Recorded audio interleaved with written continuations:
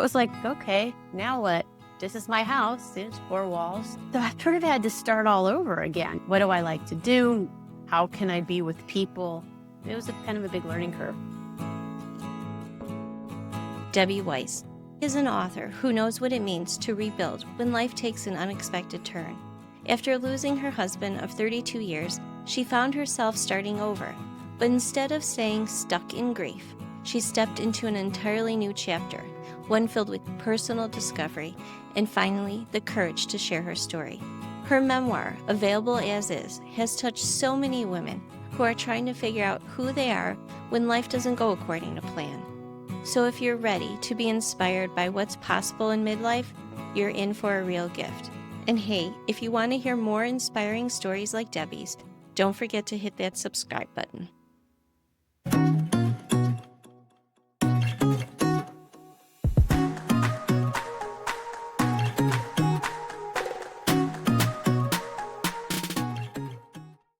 Debbie, thanks so much for being here today. Thank you for having me, Holly. I really appreciate it. It seems that telling your story was a huge part of your healing process, but sharing something so personal and with such honesty takes a lot of courage. Can you tell us a little bit about that journey and why did you decide to turn your story into a book? Thank you for asking. Actually, what happened is I'd always really loved writing. And when I lost my husband in 2013, I was looking for things to do and something that would cheer me up and give me a sense of purpose. So I returned to a weekly creative writing class I'd taken in an adult education center, about an hour and a half every week. And I just got really into the writing process and I wanted to improve. So the little vignettes I started writing began to morph into a book. And then I got more serious and started to take more serious kinds of memoir workshops and ultimately went back to school and got an MFA. Yeah, well, that's taking writing pretty seriously. You didn't just stop with a weekly writing group. What was that part like going back? It was a trip. It was a 2-year degree. I'm in Northern California. There was a small campus in the suburbs. It was beautiful. I really liked it. I went to a small women's college undergrad. It's called Mills College. It's not around anymore. And it was fun to be back at school and be with all the kids and have my own backpack, But it was so stressful because I'm a grown-up and when I went back, I was 54. So I was kind of used to scheduling my life the way I think it should be scheduled. And it was weird to have like evening classes a couple nights a week where it's like, wait a minute, where's my wine and, Netflix? Yeah, you're definitely stepping outside of yourself when you're doing things like that. You've mentioned before that in losing your husband, because I read the book, that you were forced to rebuild your life. And it wasn't necessarily the grief, but that was a part of it, but also rediscovering who you were. How hard was that for you? Well, at first, I would say it was really hard.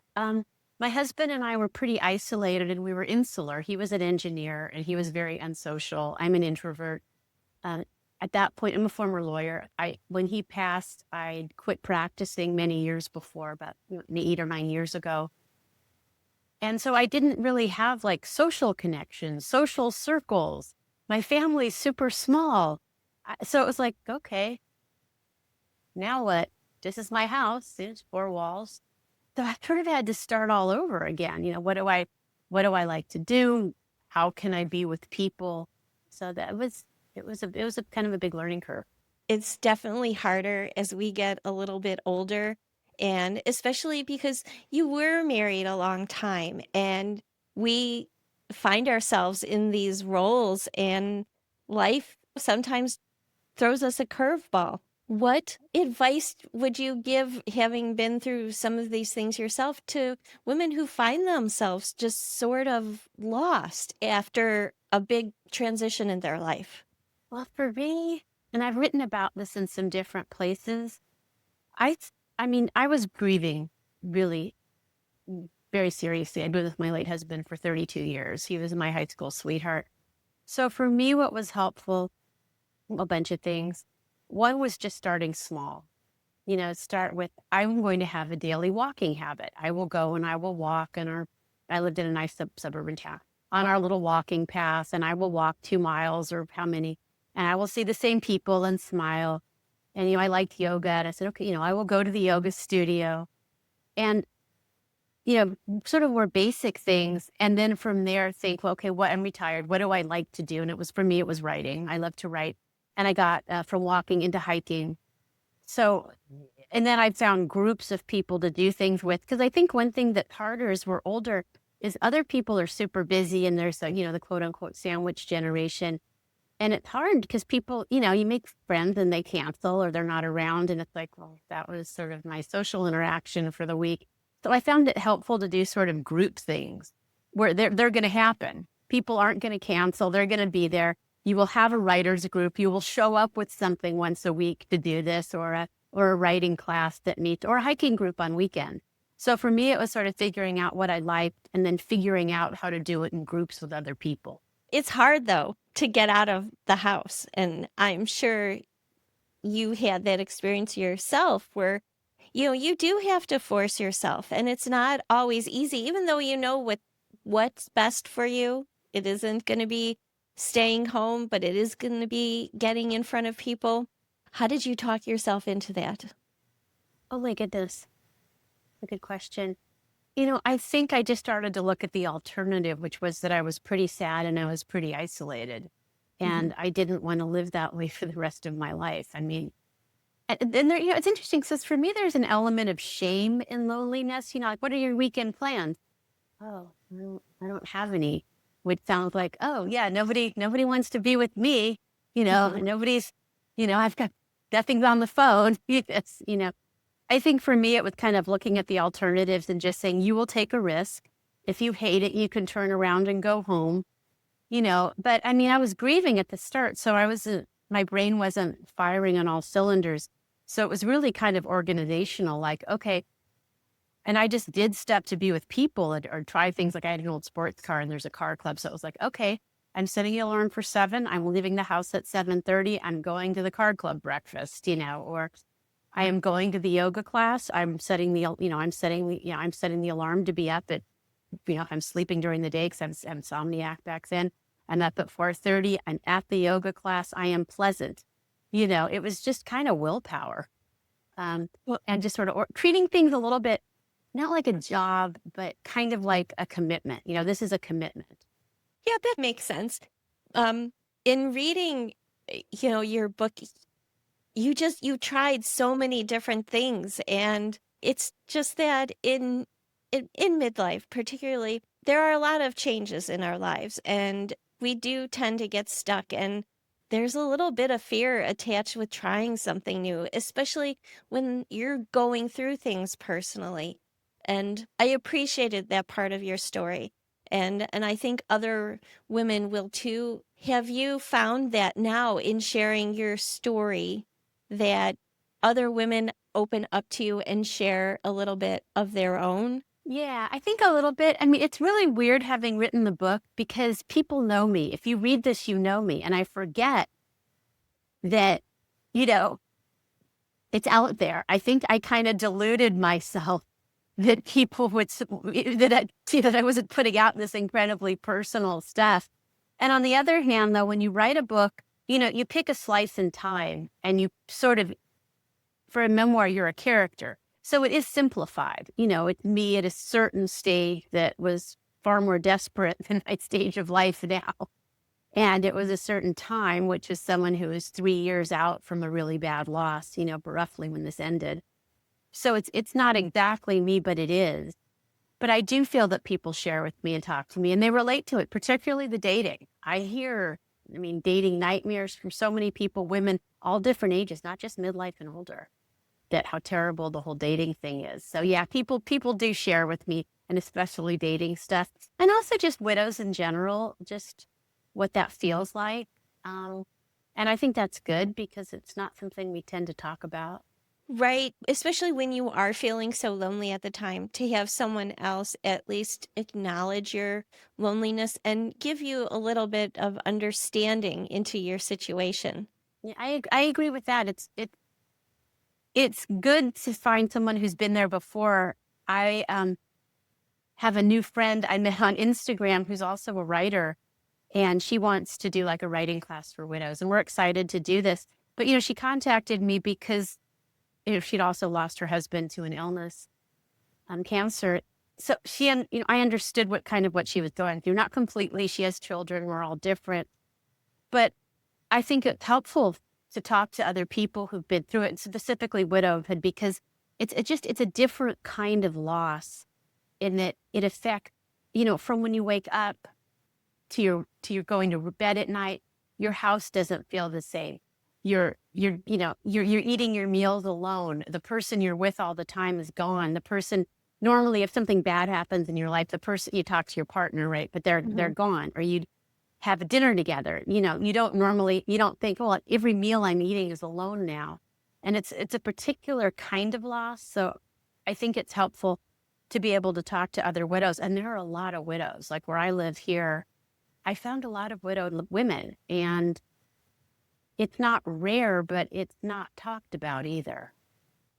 Yes, I see what you're saying. I think a lot of people are maybe comfortable saying that they're divorced or that whatever, they're not in a relationship. But when you talked a little bit about that in the book, that when you would share that you had lost your husband, people's reactions were sometimes odd.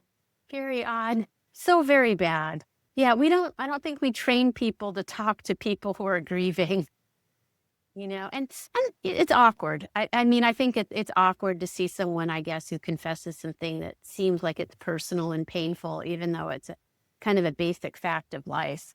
When you're a certain age person, someone's like, well, where's your partner? Are you with somebody? Like, no, they died. You don't want to say you're single because you're not. And Right, this was your right. life, and this is what you talk about. I mean, I was with my late husband, George, for 32 years. So I talk about him, Hmm. and he's not there. And that's a perfectly sane thing to do, but somehow that doesn't seem like what we do in this society. Right, but you also, like, he was a big part of your life. You should be able to share stories and memories because that it is a part of who you are now. Right. Exactly. You mentioned you met someone on Instagram and then you're going to start teaching some type of writing classes. Is that what they are going to focus on? Yeah, I teach and have taught memoir writing classes just for fun.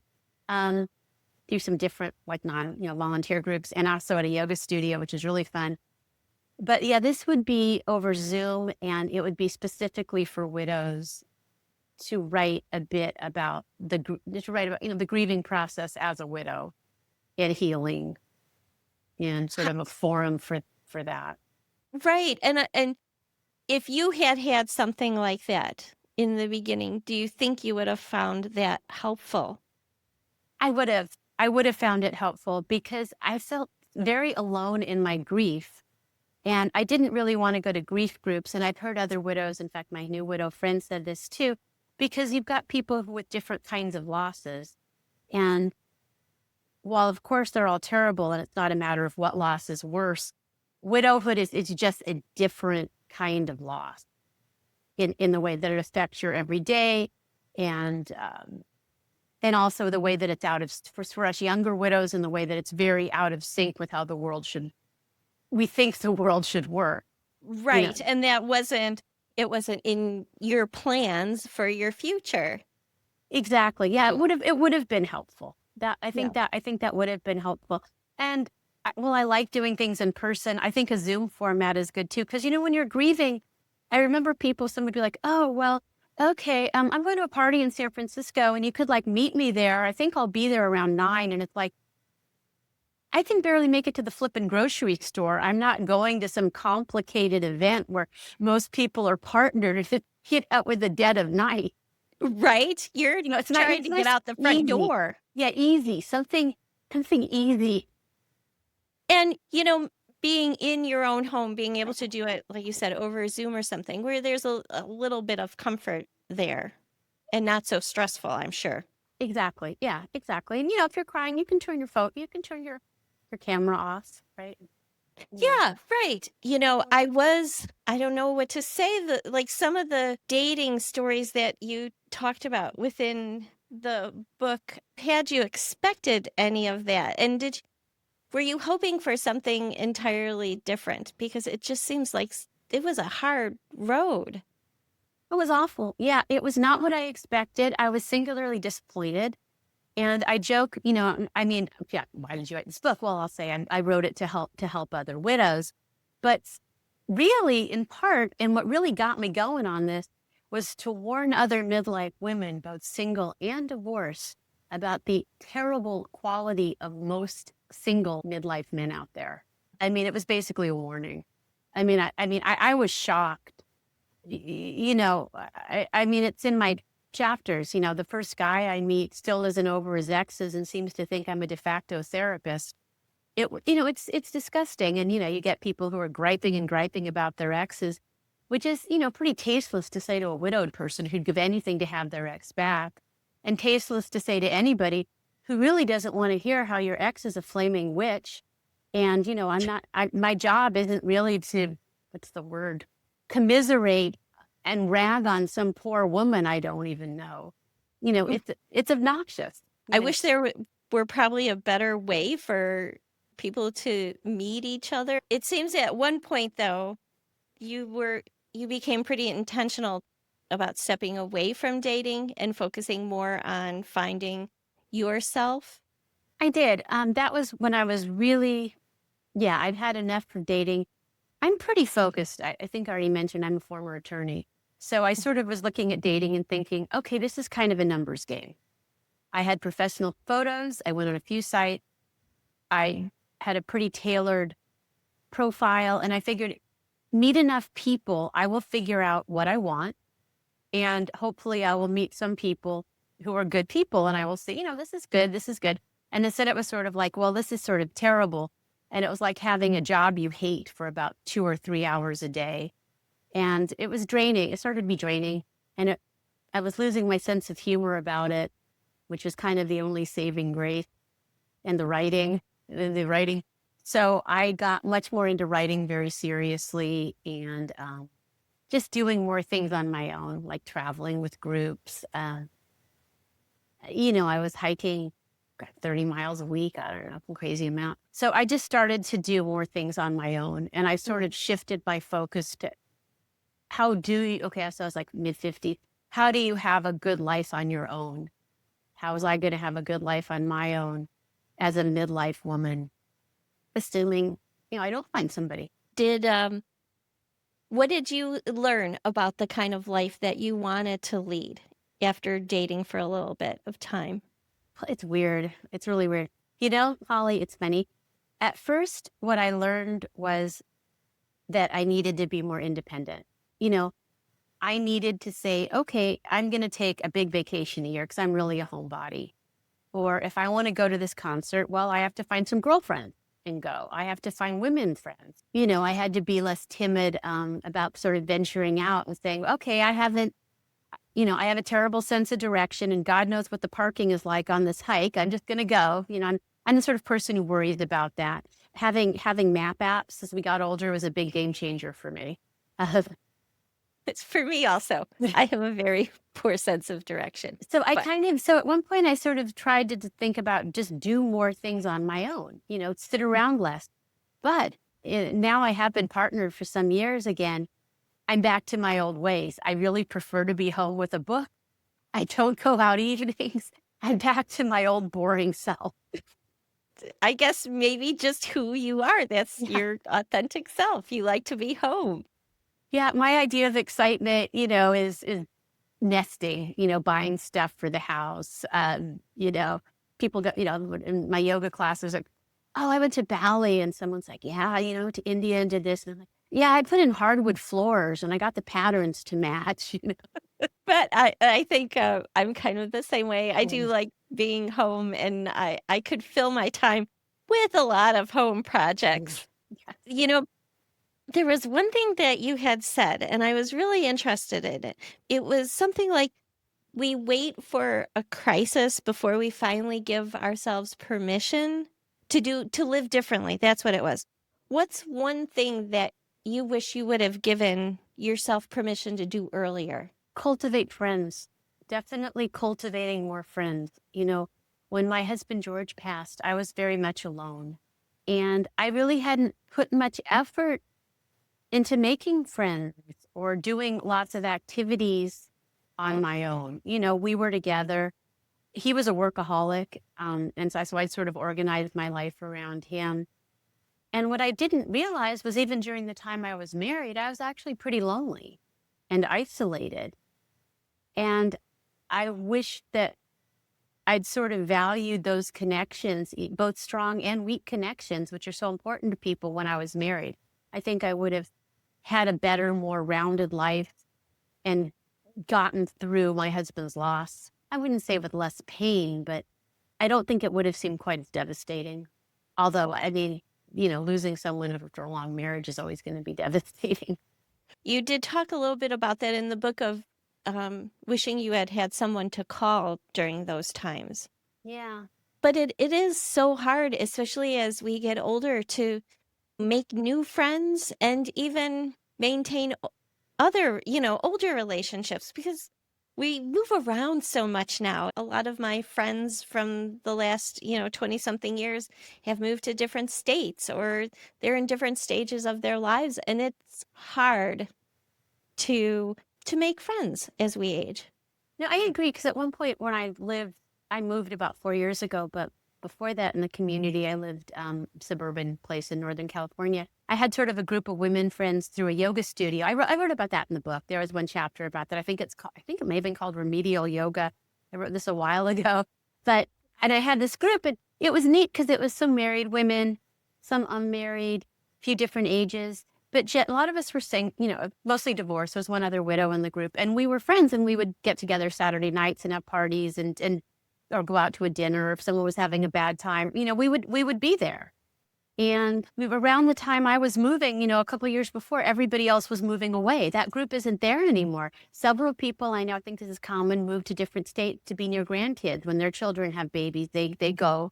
So some people left. A couple people got in relationships and moved to be with their new partners, which is kind of what I did a little different.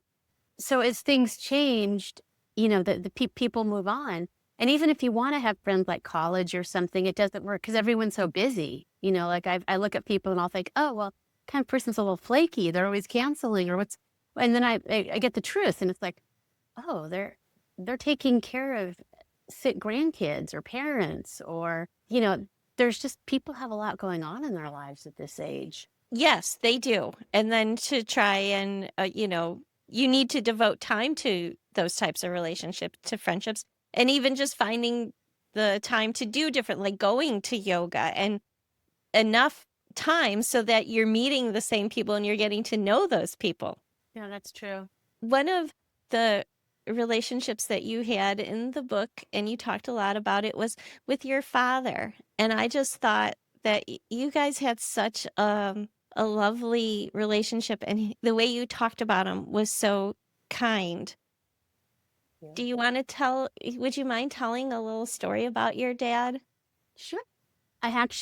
One thing I can tell you is, was it yesterday? Yeah, yesterday he turned 95 years old. Oh, how wonderful. Yeah. My dad and I are very close because my mom died when I was 10 and I'm an only child. So I had loss early on.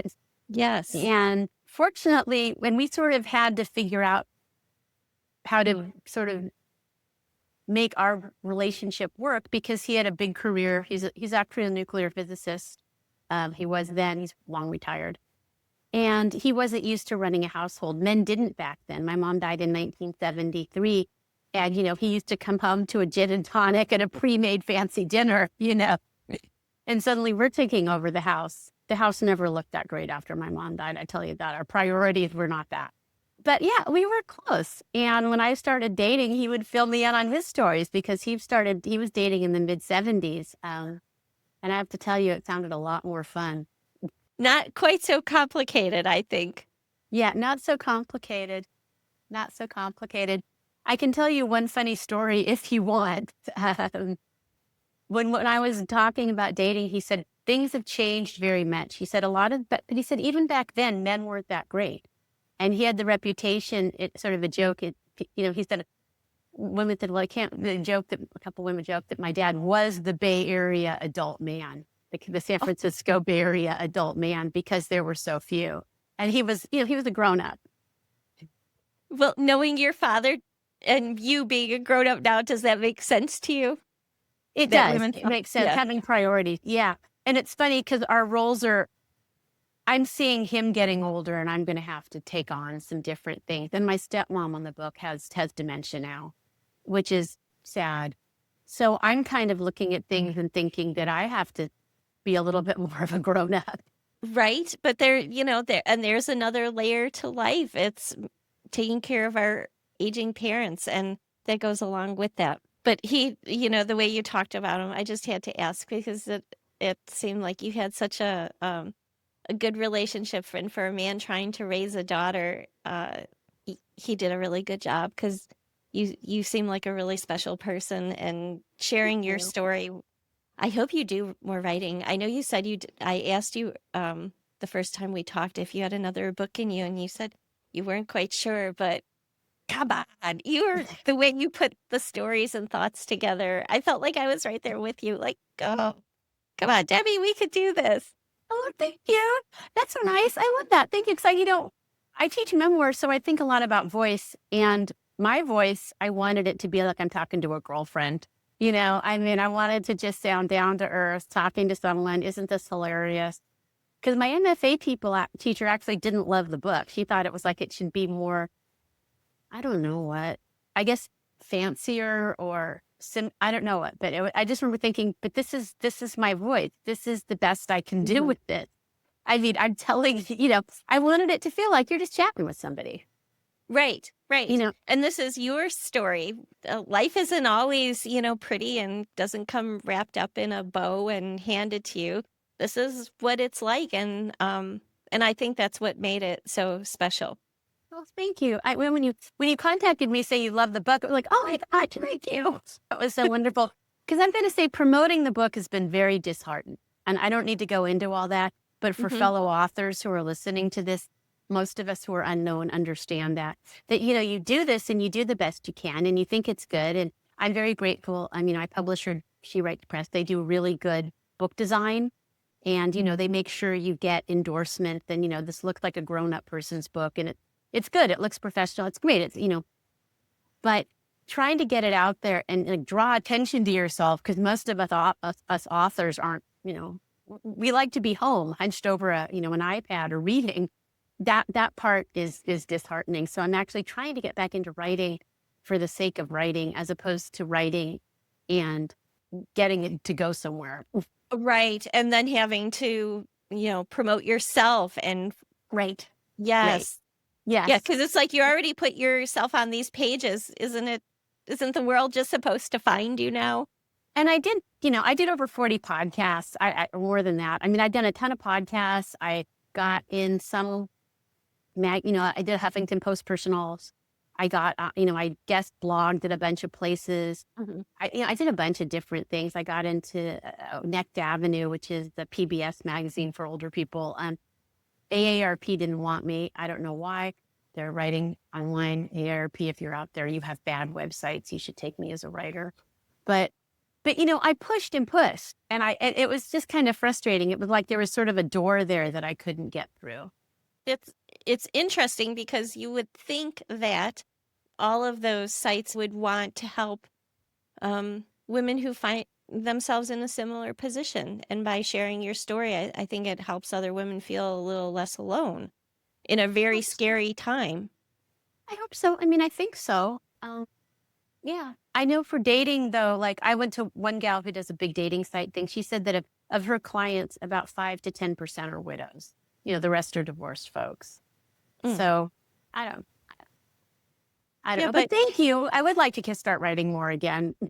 Do you feel that even years later now that you're still reinventing yourself, or do you finally feel like you've settled in to who you want to be now going forward? Well, I'm probably never who I want to be. I probably reinvented myself enough. I got an MFA. I got the book out. I I did ultimately find a new partner. We've been together 7 years. I met Oh, him online. 4 years, 3 years, yeah, 4 years ago, we moved in together, and I moved only a half hour away from where I used to live, but I moved somewhere I love. It's a small town on the water. I always wanted to live on the water. And I'm currently, this past year, I'm president of our local literary group here in this town I live in. oh, So, okay. so I love doing that. I love being in the literary group. And just for fun, I'm a 200-hour certified yoga teacher. So I seem to have little projects. So I feel like I've kind of done enough, and I like where I live. I walk a lot, and it's just a lot more connections in the town, And I like the yoga community and hiking friends, and I'm in Benicia, California, so Benicia Literary Arts, and I've got the Benicia Literary Arts group. Is very educational because I've never tried to do anything like this before, like work with a small nonprofit. But I wound Okay. up as president because nobody else wanted to do it. So it does sound like you have filled in a lot of the open Yeah. space. Yeah, I feel like I filled in a lot of the open space, and I think overall I'm calmer.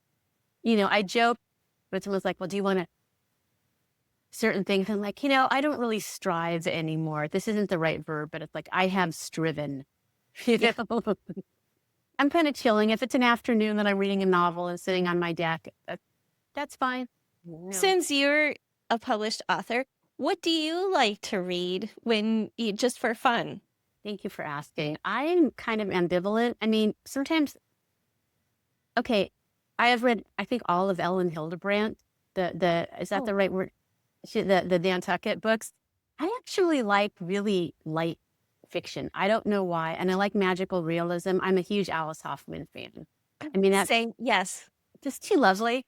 I mean, Yes. just the possibility of a world imbued with magic and somehow the idea that karma works, I find very appealing. Um, when I'm reading harder stuff, I currently am reading a book. It's called Stolen Focus, and it's about how the internet sort of has robbed us of the ability to concentrate. So I do try to read a little bit of, like, I don't want to say self-help, but sort of self-improving Hmm. nonfiction. Um, but in general, I can be found reading something like Alice Hoffman. I love Elizabeth Strout. Oh my, the Lucy Bartlett books are Yes. so good. And I Yes. thought they captured the pandemic so well, and the sort of the ambiguities of human nature. I just think she's amazing. I read, I think the first one when she started talking about the pandemic, and I thought at first that it was going to be too soon to read something about that. But that was when she was away with her ex-husband, Yeah, wasn't it? yeah, Yes. yeah. Oh, William, I think it was that one. And you were thinking, oh, is that the place where you wanted to be? For how long were they going to be there? We didn't know what was going on at the time. But she did a really nice job of just capturing the mood and the feeling of people during that time I and thought, not being home. and the fear. I forgot how fearful you might feel about your relatives. I forgot. I didn't see my dad for over a year then. I mean, we Mm. talked on the phone a bit. He's not a big phone talker. We zoomed a little. His computer's kind of funky. I was finishing my MFA, so I was busy, but I forget that you don't see people, and that No, that feels terrible. it really did. And even when things started to, kind of go back to normal, you felt like you were tiptoeing back into a world that you didn't know anymore. That's true. Our community here in Benicia, we have a lot of older folk, and like with Benicia Literary Arts, we have a lot of events, and some people still really aren't used to being in person anymore.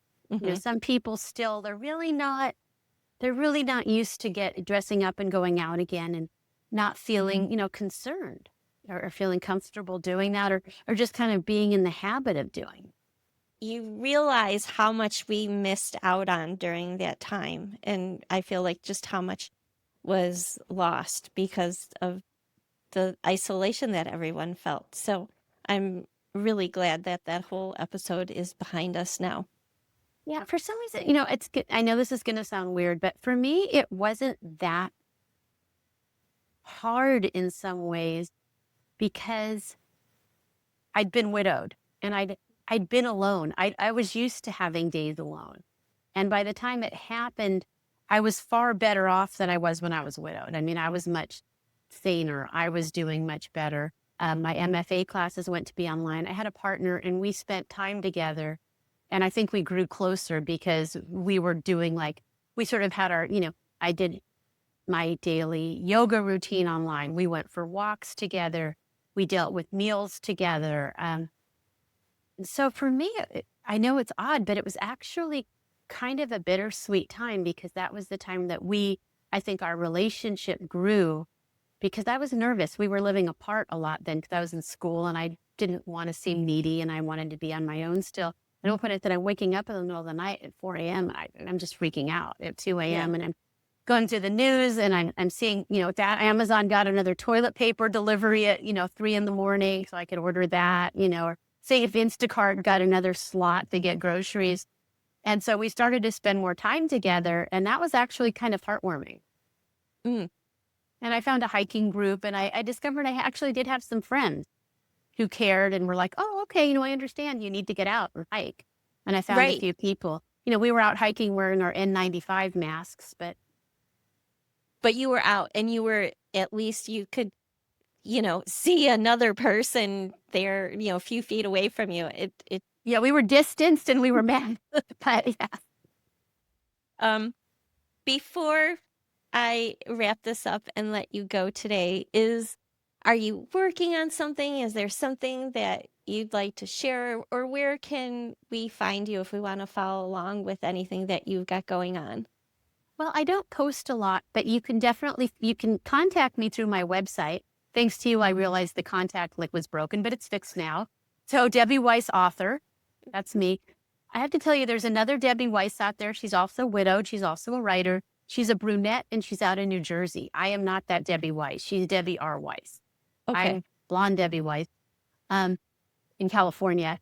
So I'm Debbie Weiss, author. You can find me on Instagram as Debbie Weiss, author. I go through my messages. I'm on Facebook just as Debbie Weiss, having a separate author page as a drag. Finding me, well, I'm here in lovely Benicia trying to run a small nonprofit. But otherwise, I do teach memoir classes occasionally. I taught one for California Writers Club recently. That was a lot of fun. So sometimes I put stuff out. Hopefully I'll have an announcement about this widow writing class with my new friend. Other than that, I'm not really publishing anything right now. I think I got too wigged out and I've kind of said what I need to about widowhood, but I'm always happy to hear from people. And I'm on Substack. I have a Substack publication, which I don't put enough up on, but I'm working on. It's called The Hungover Widow. Okay. Well, I'll make sure to include those links. And again, I loved the book. I appreciate you sharing your story, and I'm so glad we got to take the time today to get to know each other better. Me too. Thank you. This was lovely. Thank you for joining us on Real Wisdom. If you're inspired by stories like this and want to be part of a community that celebrates the wisdom of women, visit joinempart.com and become a part of our conversation. And don't forget to subscribe for even more real wisdom. Until next time, keep embracing your story.